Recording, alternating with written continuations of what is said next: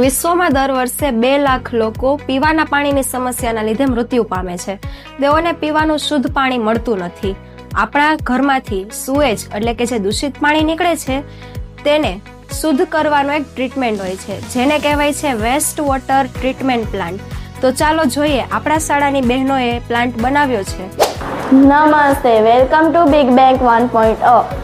જાનવી, આ શું છે? અરે, તને નથી ખબર આ શું છે? કાંઈ વાંધો નહીં, હું તને જણાવીશ. આ પ્રોજેક્ટ વોટર પ્યુરિફિકેશનનો પ્રોજેક્ટ છે. અત્યારે આપણા દેશમાં ખૂબ જ દૂષિત પાણીનો નિકાલ થાય છે. દૂષિત એ કેવી રીતે?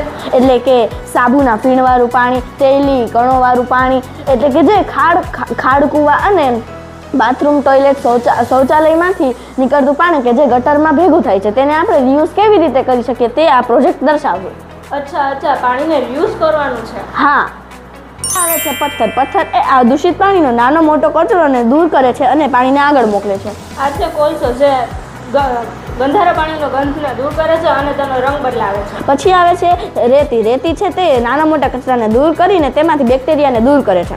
આ છે રૂ, જે રેતીના કચરાને નાના મોટા કણોને દૂર કરે છે અને પછી ત્યાંથી ચોખ્ખું પાણી પસાર થાય છે. તો ચાલો હવે અમે તમને એને આખું દર્શાવીએ. તો ચાલ, હવે હું તને આના દ્વારા પાણીને શુદ્ધ કરીને દેખાડું. જુઓ બધા. તો પહેલાં આપણે આ પાણીને પથ્થરમાં નાખીશું. પથ્થરમાંથી એ પાણી અહીંયા કોલસામાં આવશે. કોલસામાંથી એ પાણી રેતીમાં જશે.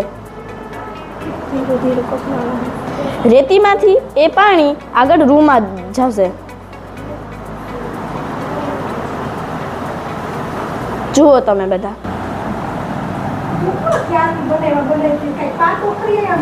તો આ પ્રોજેક્ટમાં અમે મલ્ટી સ્ટેજ ફિલ્ટરેશન પ્રોસેસનો ઉપયોગ કર્યો છે, જેમાં ન્યૂટનના ગ્રેવિટેશનલ લોનું પાલન થાય છે.